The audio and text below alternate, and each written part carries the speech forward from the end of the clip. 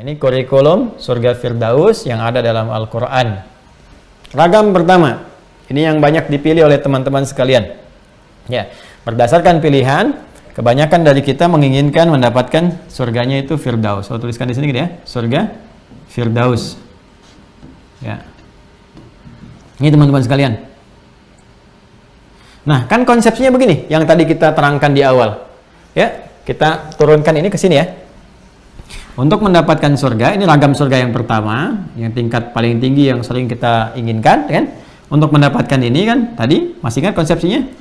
Ini bisa didapatkan oleh setiap insan, setiap manusia yang bisa memadukan iman, ini kunci utamanya, kan? Dengan amal soleh, kan? Amal soleh, kan? Kalau kita berikan seperti ini, nah. Amal soleh. Baik, fokus ya. Kalau kita bisa padukan iman dan amal soleh, setiap manusia itu berpeluang mendapatkan ragam surga. Nah, surga yang diantara ragam surga ini, satu kita beri contoh ini, ya, surga Firdaus. Jadi seperti ini diagram yang dibangunnya. Nah, sekarang kita balik cara berpikirnya, ya. Kita menggunakan logika terbalik sekarang. Kalau seseorang ingin mendapatkan surga Firdaus, ini insan ini, maka pertanyaannya, amal apa yang dia siapkan ini? Ya, yang bisa dia titi, dia siapkan saat dia berada di bumi, sekarang dia masih hidup untuk mendapatkan anugerah surga Firdaus ini. Ya, dengan dasar iman yang ia kerjakan. Maka dijawablah oleh Allah Subhanahu wa taala pertanyaan kita dimaksud dengan menurunkan diantaranya surah ke-23. Surah Al-Mu'minun, ini surah ke-23, ya, kita turunkan dari ayat 1 sampai dengan ayat 11. Ya, saya batasi ini. Ayat 1 ini ya sampai dengan ayat berapa? Ayat 11. Ya, yuk kita baca teman-teman sekalian, ya. A'udzubillahi minasyaitonirrajim. Bismillahirrahmanirrahim. Yang ini ya. Ya, sebelum ke sana coba saya perkecil dulu yang ini ya, supaya yang ini bisa jadi lebih besar ya. Saya turunkan dulu sedikit. Nah, ini saya coba apa namanya? Kita coba ini hapus dulu ya.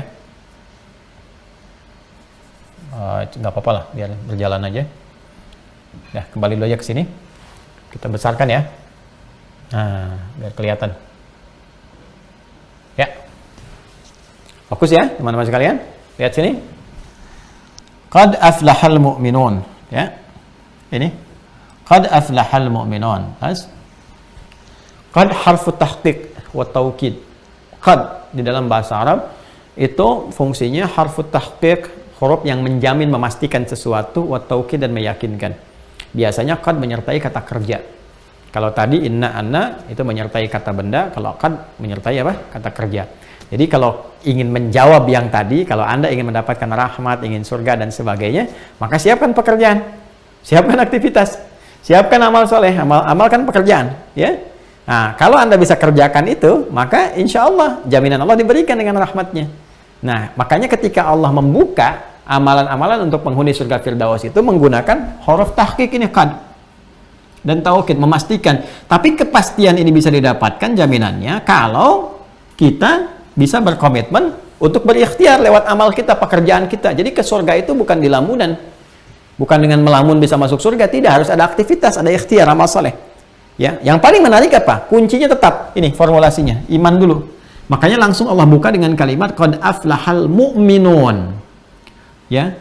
Orang yang beriman itu, dan ini menggunakan isim fa'il ya. Kata bendanya formulasinya isim fa'il.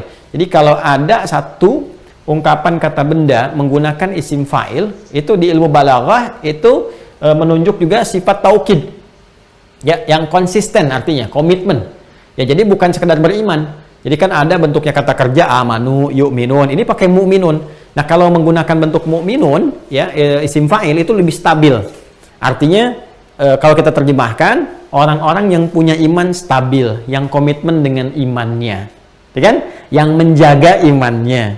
Jadi orang-orang yang mampu menjaga imannya, komitmen dengan imannya, komitmen dengan keyakinannya, itu dijamin oleh Allah pasti hidupnya bahagia. Nah, ini dia. Hidupnya pasti bahagia dan sukses. Karena aflah itu seakar dengan kata falah. Ya kan, asalnya itu aflaha yuflihu, akar kata utamanya falah. Ya, falah itu apa? Ya, falah itu kan terjemahannya dua, success and happiness. Sukses dalam titian aktivitas kehidupannya dan bahagia dia. Dan itu diingatkan setiap hari dalam sholat kita itu kan, sebelum kita menunaikannya kan ada adzan diperdengarkan di telinga kita 5 kali dalam sehari. Hayya 'alas shalah, hayya 'alal falah, hayya 'alal falah, dan hayya 'alal falah, hayya 'alal falah, hayya 'alal falah 5 kali. Subuh, zuhur, asar, maghrib, isya, setiap pergantian waktu dalam sehari. Ya, kamu orang beriman tuh mesti sukses. Orang beriman tuh mesti bahagia. Diingatkan terus. Ayo, kalau sedang meniti karir harus sukses. Sukses, sukses. Dengan kesuksesan itu dia bisa ibadah. Ya, dengan jabatan bisa ibadah, dengan harta bisa ibadah. Gimana mau zakat infak kalau nggak ada hartanya? Ya, gimana kalau bisa bikin kebijakan-kebijakan yang baik yang Allah sukai kalau nggak punya kedudukannya? Demikian seterusnya. Ya, dan bahagia. Jadi orang-orang yang beriman itu potensial sukses dan bahagia. Ya, contohnya udah banyak. Betapa Utsman bin Affan radhiyallahu taala anhu, Abdurrahman bin Auf, Tamim ad-Dari, Abu Bakar as-Siddiq itu kan tipikal orang-orang sukses. Karirnya dapat, dunianya, hidupnya bahagia gitu kan. Padahal transformasinya dari jahiliyah menjadi apa? Khairu ummah. Artinya Allah berikan gambaran kepada kita. Orang setelahnya banyak juga yang meniru seperti apa aktivitas Abu Bakar, Utsman dan semuanya. Ya, Umar bin Khattab, Ali bin Abi Thalib radhiyallahu taala anhum jami'a, itu kurikulumnya diwariskan, dipraktekkan dan meraih kesuksesan. Sangat luar biasa dan bahagia. Nah, jadi kalau ada orang beriman yang belum merasakan kebahagiaan misalnya, ukuran kebahagiaan pertama itu kan ketenangan dalam hatinya. Ya, harta itu nggak bisa jadi ukuran. Ya, kedudukan nggak bisa jadi ukuran. Kadang-kadang orang-orang yang harta misalnya berlebih kan, kedudukan juga tinggi tapi hatinya nggak tenang kan tetap saja kurang merasakan kebahagiaan. Sehingga saya selalu menyampaikan satu pertanyaan begini, ya, pilih mana misalnya, kaya tapi gelisah atau miskin tapi tenang. Ya, tetap kan pilihannya ketiga kan, kaya tapi tenang. Tapi ketenangan tuh nggak bisa dibuang gitu. Ya, ketenangan nggak bisa dibuang. Karena itulah banyak ibadah didesain untuk menenangkan hati.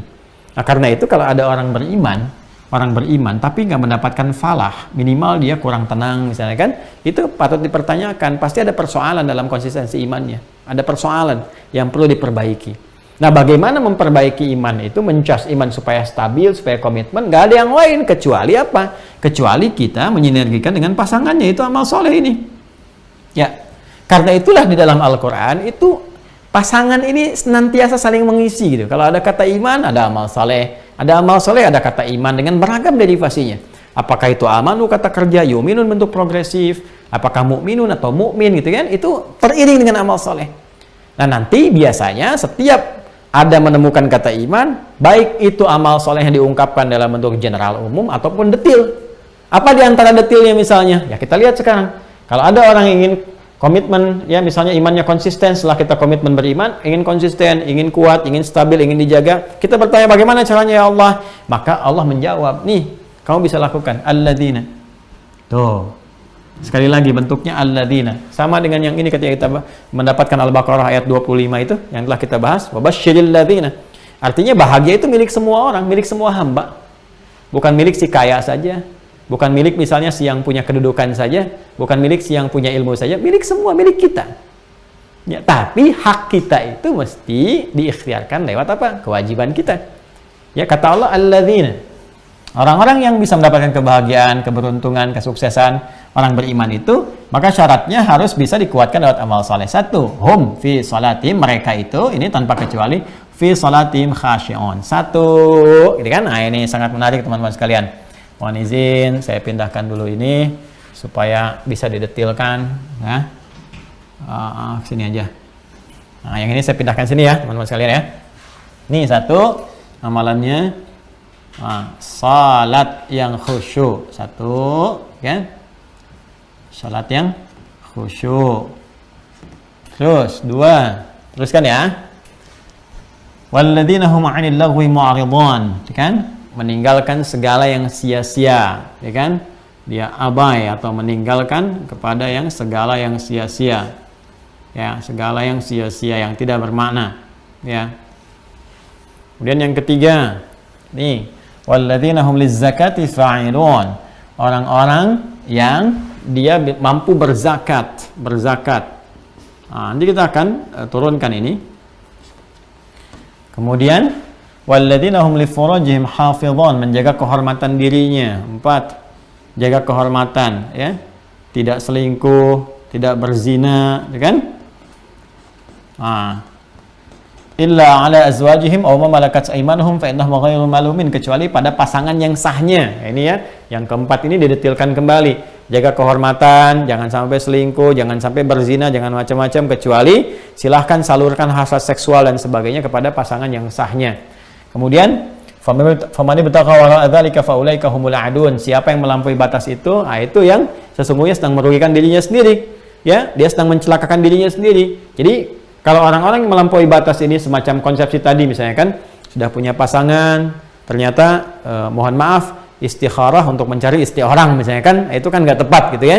Nah, jadi mohon izin, hal-hal demikian bukan hanya memberikan satu nestapa di kemudian hari ketika kembali kepada Allah, tapi akan mencelakakan dirinya dalam kehidupan dia pun di muka bumi. Silahkan cek kalau nggak percaya. Ya, perbuatan-perbuatan ini merendahkan kehormatan kita. Ya, bisa merongrong martabat kita, makanya dihukumi haram. Haram itu kan dari kata hormah, diserap ke dalam bahasa Indonesia hormat, kehormatan. Ya, jadi kenapa ada hukum haram? Untuk menjaga kehormatan kita, martabat kita. Jadi bukan Allah ingin jangan ini, jangan itu, ingin batasi, bukan. Allah ingin menjaga kita supaya tetap terhormat. Makanya muncul hukum haram. Kenapa korupsi diharamkan? Karena ketika ada seorang yang korupsi, itu bisa menurunkan martabat kehormatan dia. Bukan cuma di hadapan Allah, di hadapan manusia pun runtuh.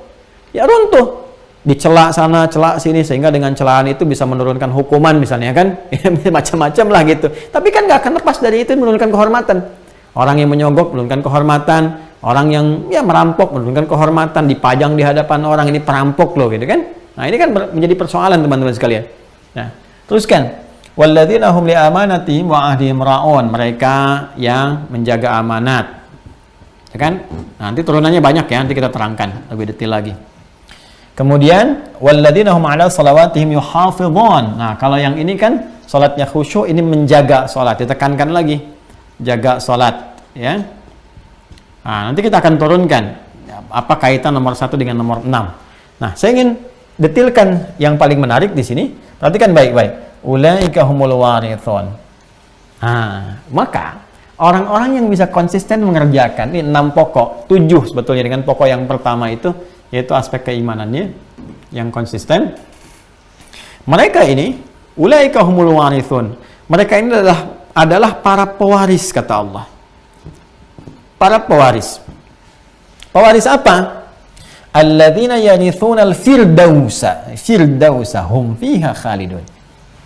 Yaitu orang-orang yang mewarisi surga Firdaus. Masya Allah. Dan mereka dijamin kekal dalam kenikmatan surga itu. Jadi ada pewaris surga Firdaus, ahli surga Firdaus yang sedang beraktivitas di bumi.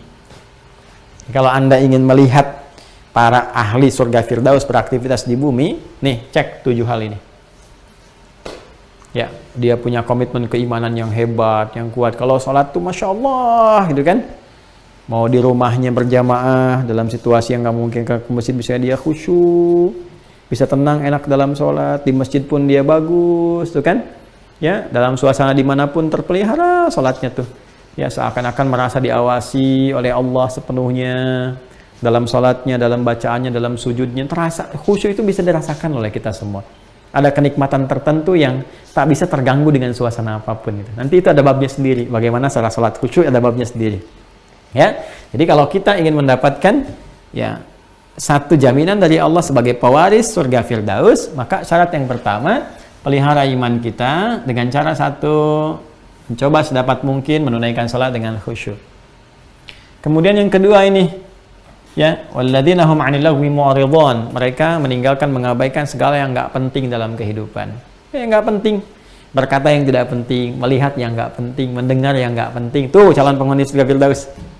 Nah, jadi kalau masih berkata hal-hal yang nggak penting, update status yang nggak penting, ya mohon maaf lah, ada debu sedikit bikin status, ya kan? Ya, lampu merah tiba-tiba jadi biru, harusnya hijau, bikin status, macam-macam lah. Hal-hal yang sifatnya nggak harus di-update pun di-update juga. Yang harusnya nggak di-broadcast juga, itu nggak penting namanya. Maka belum masuk ke dalam kualifikasi ini. Ya, melihat yang nggak penting, mendengar yang nggak penting, berpikir yang nggak penting, maka kita harus bisa beralih kepada aspek-aspek yang memang positif, yang esensial sesuai dengan kualifikasi ini. Ya, ini berzakat, orang-orang yang berusaha untuk bisa berzakat. Walladzina hum lizzakati fa'ilun. Untuk zakat itu kan perlu harta. Jadi orang-orang ini mencari harta itu bukan hanya untuk memamerkan hartanya. Kalau yang sudah pamer itu banyak, teman-teman. Ya, saya ingin cuma sampaikan kalau ada orang orientasi mencari harta, memperbanyak harta untuk memamerkan hartanya di hadapan banyak orang, menunjukkan bahwa dia orang kaya dengan segala tampilannya, itu terlambat sekali. Karena dulu sudah ada Qarun misalnya, dan Qarun disebutkan wa inna mafatihahu latanu'u bil usbah, bagaimana kunci-kunci berangkasnya saja, gudang-gudangnya itu nggak bisa dipikul oleh para bodyguardnya saking kaya dan sebagainya, tapi tenggelam juga. Di kisah surat Al-Kahf kan, ya, kisah kedua yang viralnya setelah kisah para pemuda itu kan kisah siapa? Dua pemilik kebun kan, pemilik dua kebun yang berdialog memamerkan kebunnya dan sebagainya. Kan ada 4 kisah viral kan di surah Al-Kahf itu, kisah para pemuda, kisah pemilik dua kebun, dialog dengan orang kaya dengan sahabatnya yang biasa. Dan kisah Nabi Musa kan dengan orang soleh ya, bernama Khidir, atau disebut juga dengan Nabi Khidir. Nah, di dalamnya ada asisten yang Yusha bin Nun itu. Yang keempat Dzulkarnain kan. Baik, jadi di kisah itu udah banyak gitu. Ya, di Al-Baqarah juga ada bagaimana Allah mengisahkan tentang seseorang yang di ayat 266 itu ya, sampai dengan ke bawahnya itu kita akan lihat bagaimana seseorang yang punya kebun banyak dan sebagainya, tapi semua itu hancur. Ada karena musibah yang dikirimkan, ada yang kebakaran, ada yang macam-macam dan sebagainya. Jadi kalau cuma memperbanyak harta dan untuk menampilkan dalam kehidupan dunia saja, ya mohon maaf, itu bukan kualifikasi yang ini. Jadi orang-orang penghuni Firdaus itu bisa jadi dia itu bisnismen, pengusaha. Kalau sekarang dia punya hotel misalnya kan, dia punya resto, dia punya perusahaan ini, perusahaan ini, tapi niat dia mengumpulkan itu semua itu tujuannya untuk mengamalkan spirit Firdausi dalam Al-Quran. Dia bisa zakat, dia bisa berbagi ibadah lewat hartanya. Jadi mengumpulkan harta itu buat ibadah gitu. Itu yang keren tuh. Yang keren tuh yang itu. Ya, jadi yang keren tuh bukan tampil berdasi tapi membawa banyak dosa. Yang keren itu ketika dia tampil dengan segala kebaikannya itu ya untuk bisa mendapatkan ridha Allah dan mencapai apa yang diharapkan nih. Ya. Ini yang paling luar biasa. Kemudian kita lanjutkan ya, walladzina hum li furujihim hafizun, menjaga kehormatan dirinya ya, jaga diri baik-baik, itu sudah tadi saya sampaikan ya. Walladzina hum li amanatihim wa ahdihim ra'un, mereka menjaga amanat, janji-janjinya. Amanat itu banyak nanti ya, nanti babnya, ini babnya semua tersendiri, kita bisa detailkan lagi di Al-Quran, nanti banyak ayatnya. Saya baru berikan gambaran umum saja ya. Maaf, istri untuk suami adalah amanat, suami untuk istri adalah amanah, anak itu amanah bagi orang tua amanah bagi anak. Jangan jauh-jauh dulu ya, ke kedudukan misalnya, ke harta, jangan jauh-jauh. Diri kita pun amanah. Ini mata kita ini punya siapa? Jangan jauh punya kita, yang punya Allah. Kan kita katakan Al-Baqarah ayat 156 itu, alladzina idza asabathum musibah qalu inna lillahi wa inna ilaihi raji'un. Quran surah kedua ayat 156. Kan kita selalu mengatakan semua itu milik Allah. Inna, bahkan diri kita pun lillah, semua punya Allah. Jadi mata ini punya Allah, dititipkan ke kita ya untuk digunakan ibadah, untuk mendapat rahmat Allah Subhanahu wa taala. Semua milik Allah, semua, kita nggak punya apa-apa, termasuk diri kita. Makanya ketika Allah titipkan kepada kita untuk digunakan, sebetulnya maslahatnya kembali kepada kita lagi, maka gunakan dengan baik. Jaga amanah ini, jaga amanah lisan untuk melihat, mendengar ya, telinga mendengar, mata melihat, lisan bicara. Jaga amanah lisan untuk bicara yang baik, telinga mendengar yang baik, sampai ke ujung kaki melangkah yang baik. Itu amanah. Setelah itu baru keluar dari tubuh kita, pakaian kita. Kita sebagai anak, orang tua amanah, bahagiakan orang tua, berbakti yang baik. Orang tua, anak itu amanah, didik yang baik dan sebagainya, sampai pasangan dan sebagainya, sampai kehidupan dan pekerjaan kita. Tuh, babnya luas sekali. Ya. Jadi penghuni surga Firdaus itu, teman-teman sekalian, wah, bisa jadi presiden, bisa menteri, bisa gubernur, bisa bupati, bisa pebisnis, siapapun. Tapi sifatnya ini. Dan dahsyatnya, selain khusyuk, sholatnya terjaga dalam kehidupannya. Ya,